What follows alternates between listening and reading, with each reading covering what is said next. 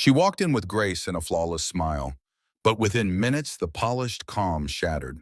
By the time the interview ended, millions would be questioning who truly lost control. They booked her for a simple morning chat. But what unfolded between Meghan Markle and Michael Strahan wasn't just a PR disaster. It became the most talked about moment in morning television history. The Good Morning America studio was humming with its usual pre-show energy. Makeup artists rushed between stations, production assistants whispered into headsets, and the scent of fresh coffee mingled with the faint buzz of tension that always preceded a live segment. Michael Strahan, the ever-composed host with years of media experience, sat calmly in the green room reviewing the morning's rundown. He had interviewed everyone from world leaders to award-winning actors, but today's guest had stirred a different kind of buzz. Meghan Markle, the former Duchess of Sussex, actress, humanitarian, and now headline maker, was here for a special live segment.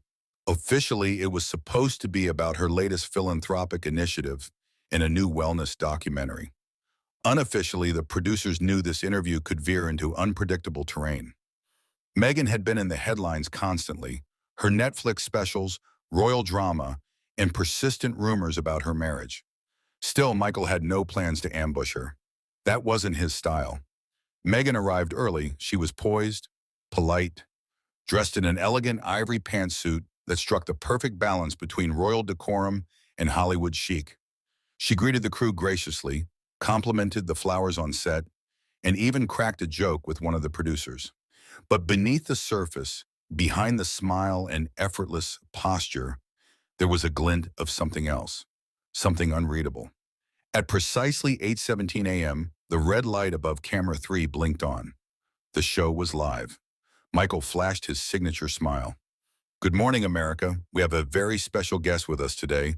Meghan Markle is here to talk about her latest work, her new documentary, and of course, life beyond the spotlight. Meghan, welcome back to the show. Thank you, Michael. It's always a pleasure, she said smoothly, her voice calm, rehearsed, and unwavering. The first 5 minutes rolled on like clockwork. They talked about the wellness series, motherhood, community work, safe ground, and Meghan answered with polish and poise, sprinkling in buzzwords like authenticity, healing, and growth. But then Michael made a subtle pivot. So Meghan, he began gently, you've worn many hats, actress, activist, member of the royal family. But I'm curious, when you look back at your acting career, how do you see it now? Did it prepare you for the public scrutiny that came later? For a heartbeat, Meghan's face didn't change. Then her eyes narrowed just slightly. Well, I think it's reductive to focus on my acting when there's so much more to who I am now, Michael. Michael nodded. Of course. But don't you think those earlier roles shaped how people perceive you today? Meghan let out a short, clipped laugh. Perception is an interesting thing. People tend to believe what they're told, especially by the media. There was a subtle chill in her tone now.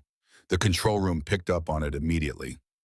One of the producers whispered, uh-oh, or hey-oh, into her headset.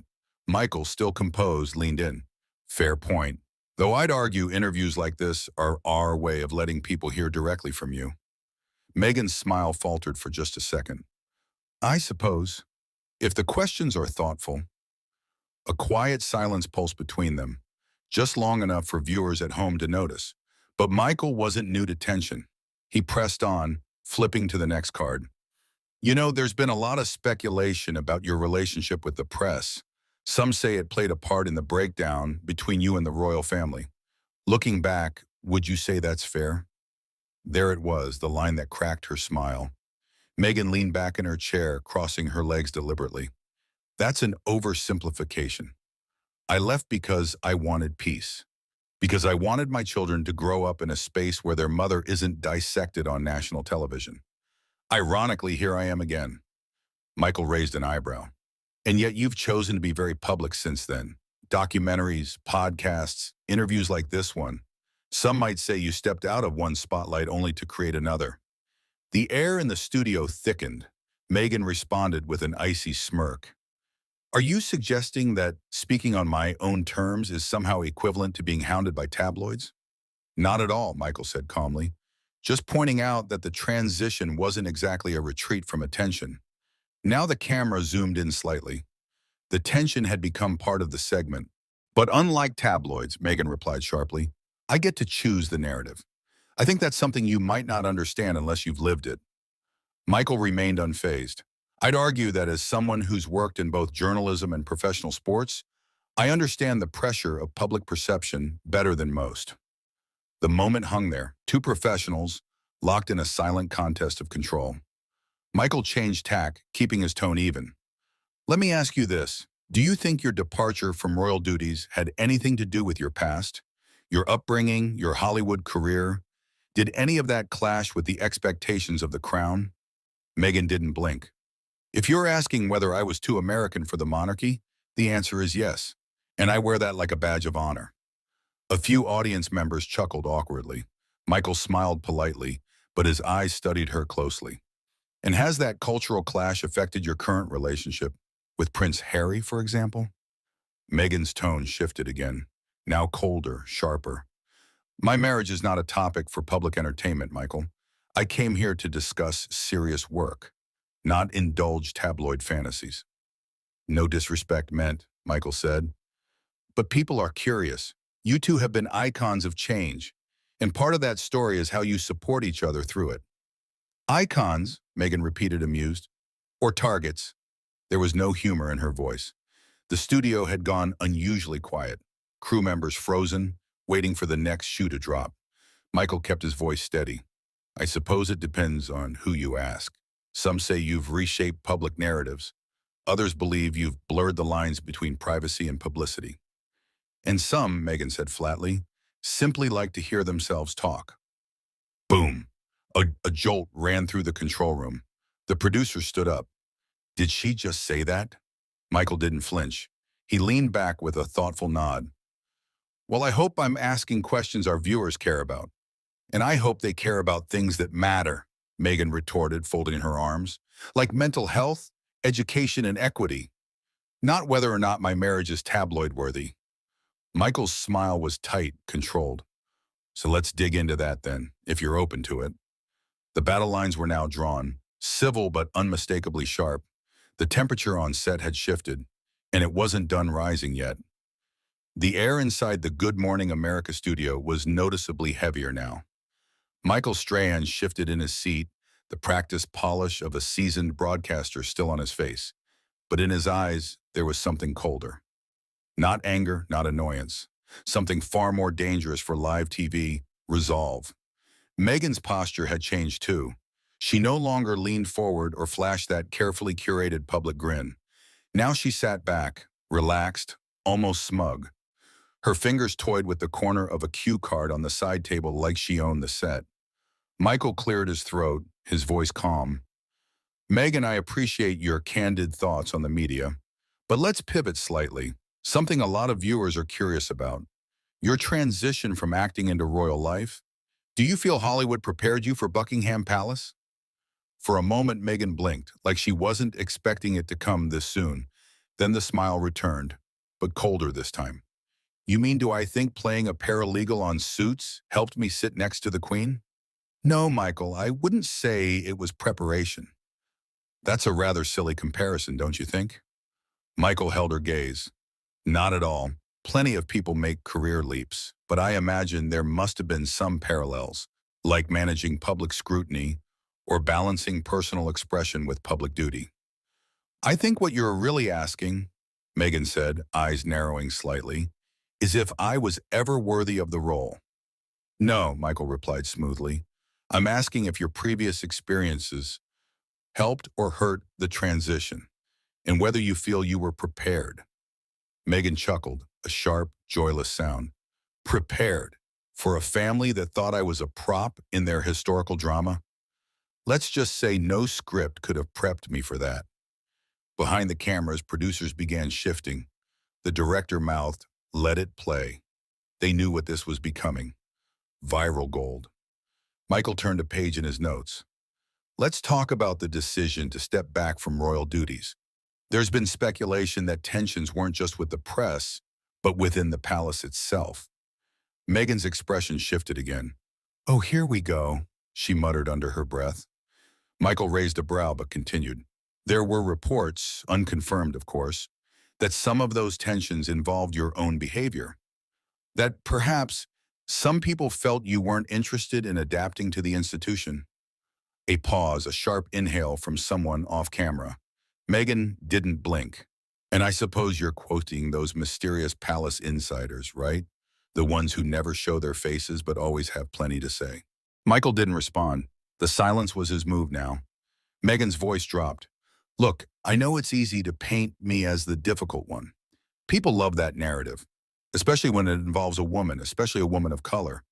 But let me ask you something, Michael. Would you be asking these same questions if your guest were a man who had married into the monarchy? Michael's face remained perfectly still. I ask every guest the questions the public wants answers to. That's my job. And yet, Meghan said with a condescending smile, you keep circling the same implication. That somehow I caused my own problems. Michael flipped his cards slowly. Is that not a possibility? Meghan's smirk faded. I think we both know what kind of interview this really is, she said, her tone now icy. You're not here to learn about me. You're here to chip away at me, politely, of course, with a smile. But a chisel is still a chisel. Michael nodded slightly. I respect your point of view, but let me ask one more question. Just one. Meghan's arms crossed. Go on. Your relationship with Prince Harry, Michael began, choosing his words with surgical precision. Some tabloids have reported recent tension, separate travels, public disagreements. Care to comment? Meghan laughed aloud this time. I'd prefer not to entertain tabloid trash, Michael. If your questions are going to be based on supermarket headlines, perhaps you should be the one playing a paralegal. That one hit. A few staffers behind the scenes winced. Michael blinked once, and then he smiled. It wasn't his TV smile. It was the kind of smile that said, now you've shown the world who you really are. I ask about your marriage because your audience, the people who supported you, who rallied for you, are wondering if everything's okay. And if you don't want to answer, that's your right. But insulting the question doesn't make it go away. Meghan adjusted in her seat, suddenly less comfortable. You know, she said, voice lower now, it's funny how people like to pretend they're being respectful while slipping in subtle digs. You've got it down to an art form, Michael. And you've perfected the art of avoiding accountability, he replied, still calm. I am. Silence. The director held the cut signal, his hand frozen. Michael turned once more to his notes. Let's talk about your production company. Are you planning to focus more on documentaries or scripted content? But Meghan didn't answer. She sat there, arms folded, eyes locked on him like a chess player who just realized she's 5 moves away from checkmate. Michael let the silence stretch. Meghan, he prompted gently. She blinked once and the mask slipped ever so slightly. I think, she said slowly, we should wrap this up. Michael nodded, if that's your choice. But everyone in the studio could feel it. This wasn't over, not by a long shot. She thought she could control the conversation. But the room shifted, the charm cracked. And now, with her composure slipping and Strahan not backing down, the tension reached a boiling point. What happened next had producers scrambling and viewers speechless. There was a dense, charged quiet in the Good Morning America studio as Meghan Markle crossed her legs and angled her body slightly away from Michael Strahan. It was subtle, but the signal was unmistakable. The gloves were off. Michael sat perfectly still, the cue cards now idle in his hand. He didn't need them anymore. Before we close, he said calmly, there's one more thing the audience has been buzzing about. Your recent public comments about the monarchy, especially calling it, quote, a dusty institution built on outdated ideals. Meghan tilted her head, eyes narrowing slightly. Is that really how you want to end this, Michael? You said it, he replied, unflinching.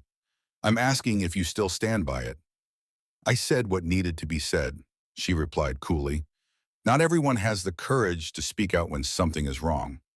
But some would argue, Michael leaned in slightly, that you walked into an ancient system with your own expectations and got upset when it didn't bend to you.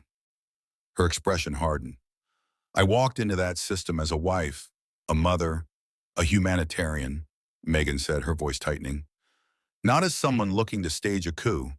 But when I saw what it did to my husband, to my mental health, I chose peace. And the book deal? Michael asked without blinking. The docuseries, the Spotify contract, were those about peace too? It was the question everyone had danced around, and now it was out, hanging in the air like a grenade with the pin pulled. Meghan sat back. Her silence spoke louder than any words could. Look, she said at last, the veneer of control thinning. I'm not here to justify my existence or my choices. I have a platform. I use it. Isn't that what you people always say? Use your voice? Absolutely, Michael said. But when that voice comes with millions of dollars and global exposure, it also comes with scrutiny. You don't get to opt out of that. And who decided you get to lecture me about scrutiny? She snapped. Michael leaned back in his chair, folding his hands. I'm not lecturing, I'm interviewing. Or at least I was. The producers behind the scenes were frozen. No commercial break, no cut. This was too good to interrupt. Meghan's jaw clenched. You've been towing the line this entire time, Michael. Pretending to be fair while dragging up every hit piece written about me. I didn't write those pieces, he said, but I read them, just like your audience does. And now you're their mouthpiece? No, he said simply, but I'm not yours either. The silence that followed was volcanic. Meghan broke it with a sharp inhale. You know what I think? I think you had your narrative planned the moment I walked in. You wanted the viral clip, the soundbite. You don't care about my work or my truth. This was a setup. Michael raised his brows. And yet you walked into it. Her eyes flashed. Because I believed this would be different. I thought you would be different. He shrugged. Maybe you didn't do your homework. That was it. Meghan shifted in her seat, pulling her blazer tight across her chest as if shielding herself from the air itself. I think we're done here, she said through her teeth. But Michael wasn't finished. One last thing, he said, holding up a final card. You said recently in a speech that the truth has no expiration date. Is that still your belief? Meghan didn't look at him. Play your clip, Michael. Get your moment. He didn't. He just stared at her, waiting. She stood. Without another word, she walked off camera, heels clicking like a metronome counting down the end of a very public unraveling. Michael remained in his chair, exhaling only when the sound of the backstage door clicking shut echoed faintly across the studio. The room remained still. No one spoke, until the floor director whispered, We're out in 3, 2, 1. The screen faded to commercial. The studio was dead silent. You could have heard a pin drop beneath the soft hum of cameras. Michael Strahan, ever the seasoned host, sat back in his chair, cool as ice, while Meghan Markle leaned forward, visibly rattled, her perfectly composed image unraveling thread by thread. Let's be honest, Meghan said with a clipped tone, brushing a strand of hair behind her ear. There's only so much anyone can take of this interrogation. Michael didn't blink. You're free to answer, or not answer, any question, Meghan. But remember, this is live television, and you're the one who agreed to be here. Meghan let out a dry, incredulous laugh. Oh, please, don't act like this wasn't a trap. You invited me here under the guise of promoting my work, then spent 20 minutes fishing for headlines about my husband and my past. Michael calmly clasped his hands. I asked about your career, your choices, your public journey. You're one of the most talked about women in the world, Meghan. I'd be doing the audience a disservice if I didn't ask what they're already wondering. She shot him a glare, her words now sharper. No, you'd be doing yourself a disservice by pretending you're Barbara Walters. Gasps rippled across the control room. The crew froze behind the cameras. The comparison wasn't just biting, it was intended to sting. Michael's jaw tightened.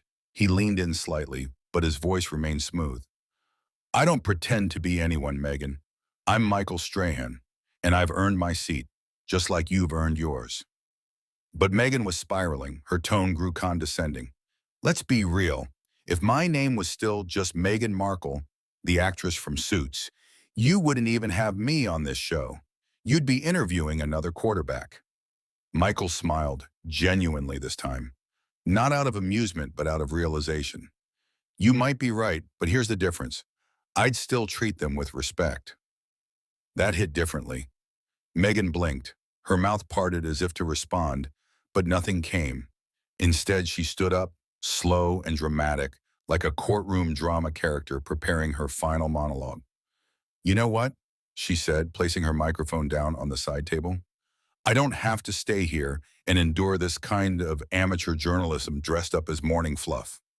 Michael didn't move. "You're free to leave, but walking out doesn't make your answers disappear." She adjusted the ivory blazer over her beige trousers, chin lifted high, and staying doesn't make your questions any less shallow. With that, she turned to leave. The studio doors didn't creak, but they might as well have slammed shut with the weight of what had just happened. Cameras kept rolling. Michael remained seated, composed, then looked directly into the camera. "Well," he said, pausing, "live TV, folks. Sometimes you get inspiration. Sometimes you get confrontation. And sometimes you just get someone walking out because they didn't like the questions." He smiled again, but this time it was seasoned steel behind that grin. "We'll be right back." The screen faded to commercial, but the clip would not. By noon, it had gone viral. So, what do you think? Was Michael out of line for asking those questions? Or was Meghan too defensive for her own good? Let us know in the comments below. And if you want more real, raw, and dramatic celebrity interviews gone wrong, don't forget to like this video and subscribe to Eco Stories. Because sometimes the most shocking moments are the ones that were never in the script.